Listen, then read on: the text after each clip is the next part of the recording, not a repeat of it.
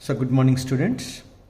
Today we are going to discuss about the limitations of first law of thermodynamics. So you know very well about the first law of thermodynamics. It states that energy neither can be created nor be destroyed, but it can be converted from one form to the another form. This first law of thermodynamics is help us to understand how the energy transformation takes place in different physical processes and chemical reactions. So now, when we are observed all the process, the most of the process are having the natural direction in which they are takes place on their own. What do you mean by that? For example, let us take an art object, or let us take a cup of tea. So the art cup of art tea is kept in a room. It was placed in a room. So whenever it is placed in room, what is happened? It cools spontaneously. So we never do any work on that cup of tea, whichever it is art. So that is obviously itself, it will be cools down spontaneously. How it cools down? By losing the heat. By losing the heat to the surroundings.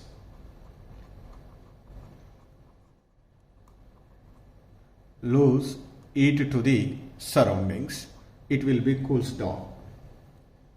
So here the energy is lost by this a cup of hot tea and energy gained by the surroundings, but the total energy of the system will be remains constant. It's very clear the first law of thermodynamics is obeyed. But however, we never observe an amazing situation, that is, whatever a cup of tea is placed at room temperature, it does not become on its own. That means, so whatever the cup of tea is cooled or cup of tea at room temperature, it never become hot tea on its own. Definitely we need to be supply the energy from the outside. But suppose, let us consider here a cup of tea which is at room temperature, it is become hot, and that means here the system gain the energy and it is become hot tea. From where does it gain the energy? From the surroundings, and it become hot tea. Here also energy gained by the system and energy lost by the surroundings, but the total energy of the system will be remain constant. But only a cup of hot tea is become cools spontaneously by losing heat to the surrounding on its own. But a cup of tea which is placed at the room temperature is never become hot on its own. In both the cases, the first law of thermodynamics is obeyed, but the first process can be takes place on its own, but the second process does not takes place on its own. Not only this one. So there are so many examples are there. Let us take, everywhere we can discuss expansion or compression of a gas. The expansion of a gas is always takes place from high pressure to low pressure on its own. This is the process can be takes place on its own. But whatever the gas is placed at low pressure, it never goes to the high pressure during this process. This reverse process does not occur. Only in high pressure to the low pressure, only that process can be occurs. The natural example let us take. So let us take in a beaker. In that beaker, let us take the water molecule. What is it? Water is present. This red is indicates water. To this, you can add the suppose blue ink, a drop of blue ink. Then what is happen? So simply that drop of ink will be distributed throughout the water, and whole solution is become blue color. The whole solution is become blue color. When we are adding a drop of blue ink to this water, so the ink is distributed throughout the water spontaneously on its own. Does we do any work for the distribution of that ink throughout the water? No.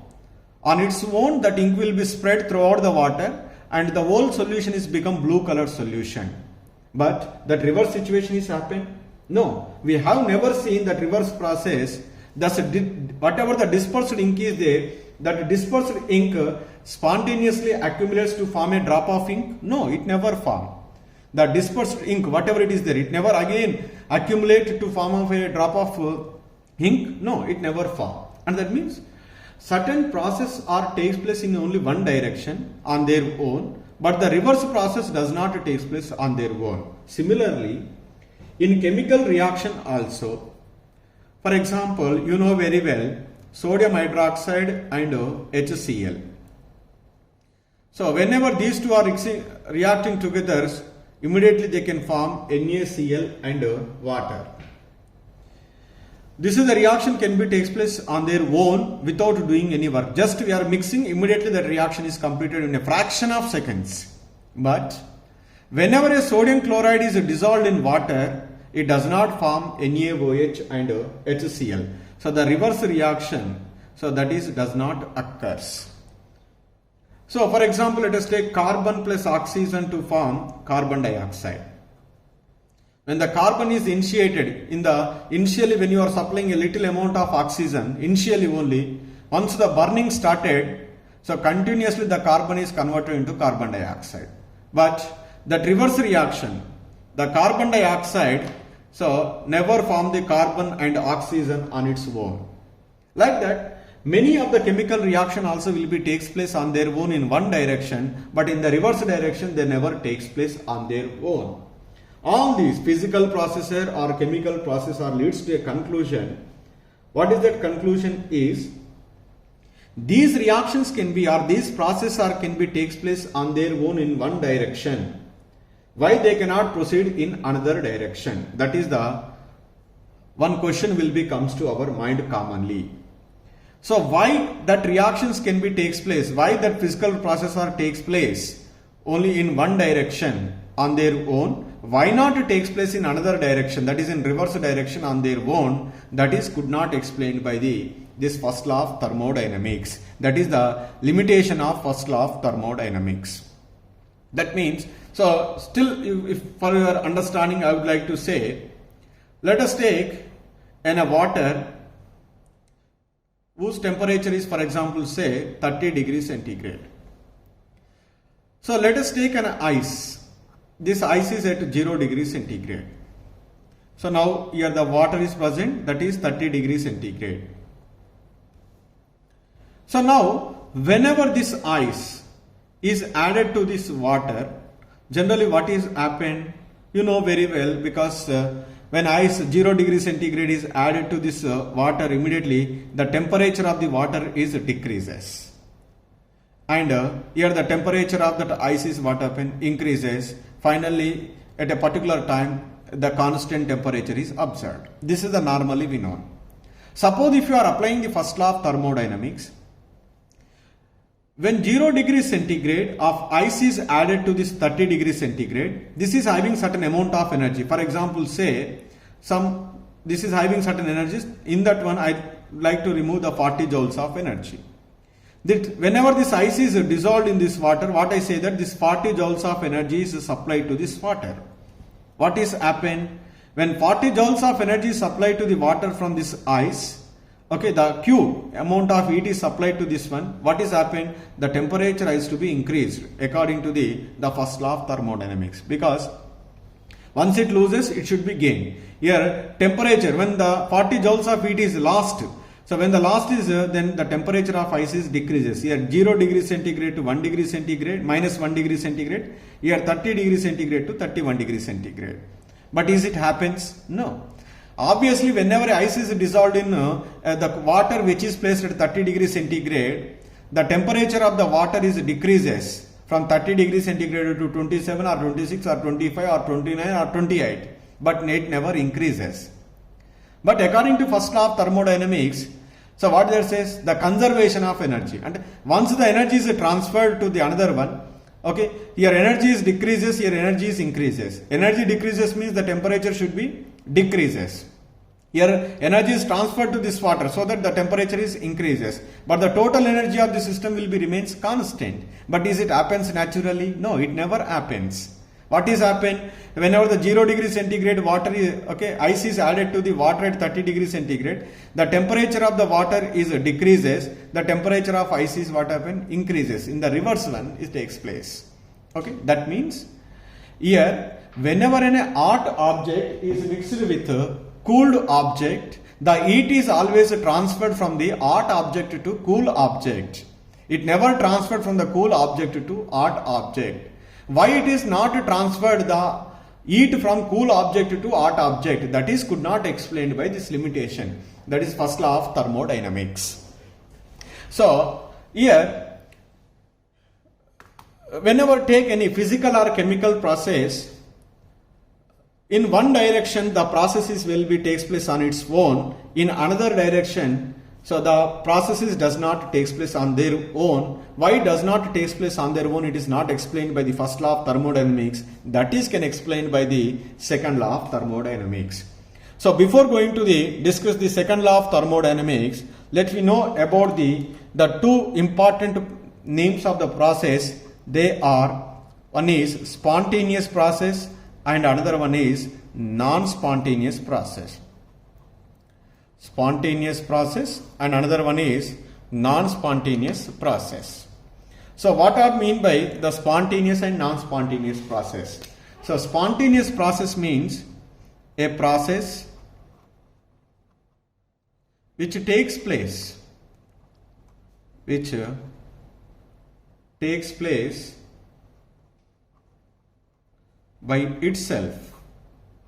by itself under the given set of conditions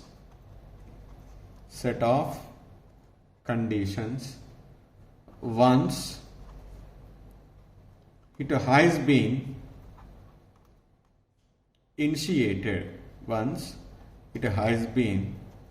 initiated, if necessary is said to be spontaneous.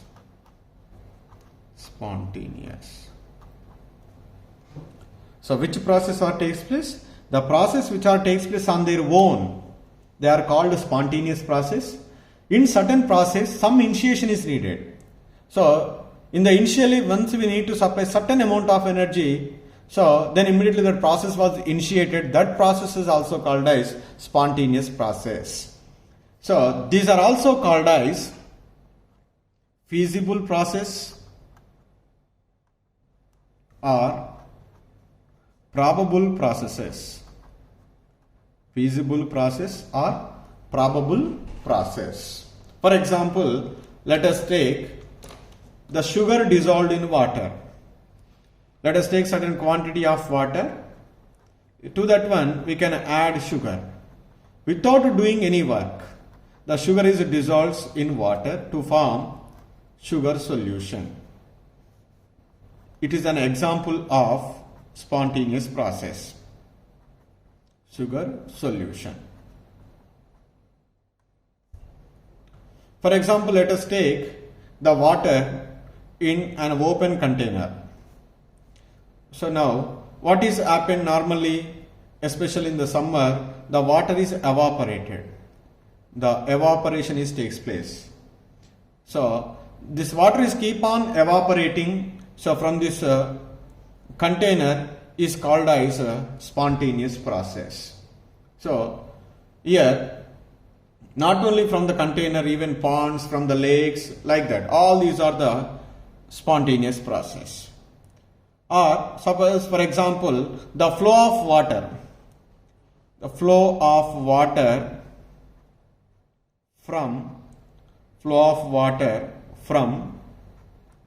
higher level to lower level. Does it require any work? Does it require any energy to flow of water from higher level to lower level? No. So that normally it will be flow from higher level to lower level. So that is also an example of a spontaneous process. So in some of the process, some initiation is required. For example, if you are burning the coke.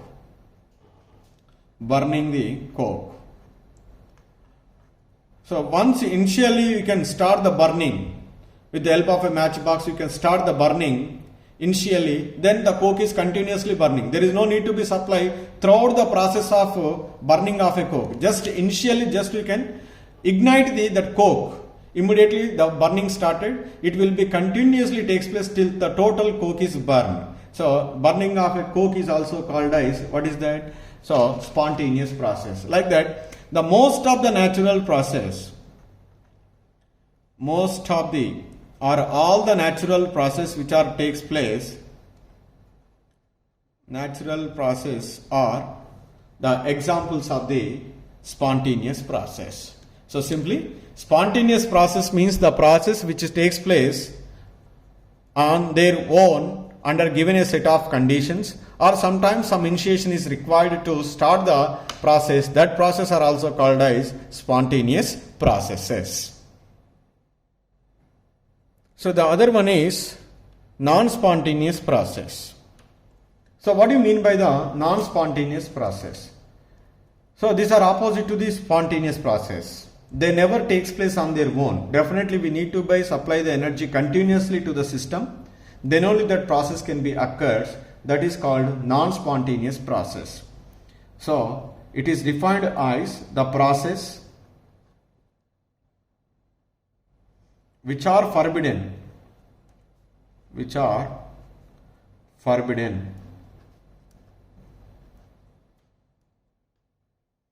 and are made to takes place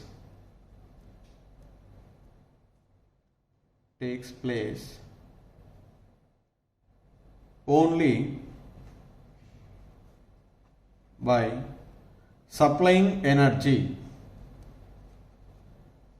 supplying energy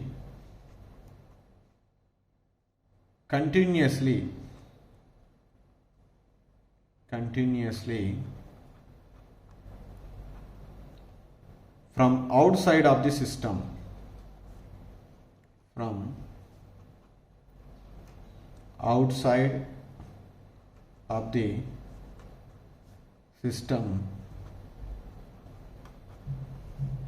are called non-spontaneous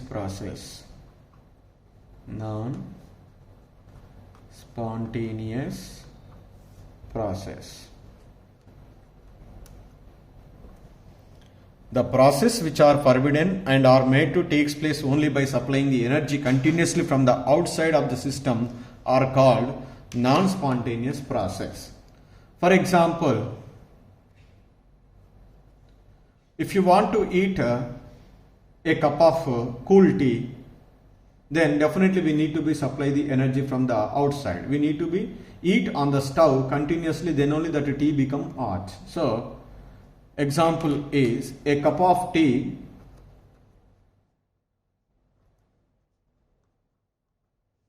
can be made hot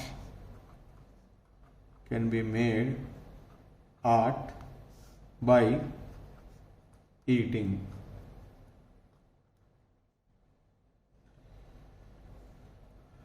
So that most of the reactions also will be non-spontaneous process. So we need to be supply the energy from the outside, then only that reactions can be takes place. So all those are called as non-spontaneous process. Okay, here one more important point is here, to what extent this spontaneous processes takes place. So the spontaneous process is always takes place till an equilibrium is achieved. This spontaneous process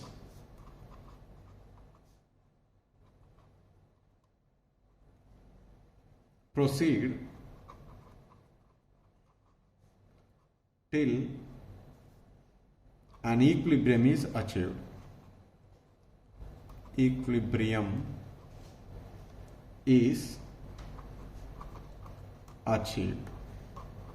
What do you mean by this one?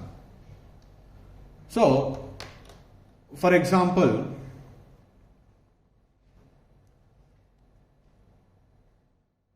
let us take art T. This is an art T. Whenever it is placed in a room, then what is happened? It is continuously loses heat to the surroundings. Finally, this T temperature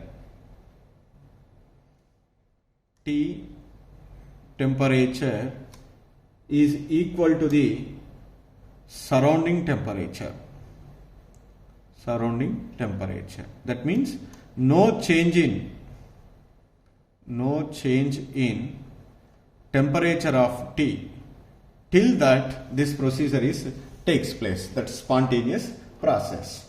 Once the T and surroundings both are having the same temperature, that position is called equilibrium is achieved. So, like this, the two processes, spontaneous process and non-spontaneous process. The process which takes place on their own, they are called spontaneous process. Which does not takes place on their own, they are called non-spontaneous process. In non-spontaneous process, we need to be supply the energy continuously to the system to occur that process. Okay, right. So now, when we see any physical or chemical process which takes place spontaneously, why that process will be takes place spontaneously? What force is behind that process to make this spontaneous? So that is we will discuss in the next class. Now here we discuss the two types of the process are there. One is spontaneous and another one is non-spontaneous. Which takes place on their own are called spontaneous. Which does not takes place on their own, they are called non-spontaneous process. The spontaneous process is always proceeds till an equilibrium is achieved. So in the next class we will discuss about what is the driving force which makes a process is spontaneous. That is I will discuss in the next class.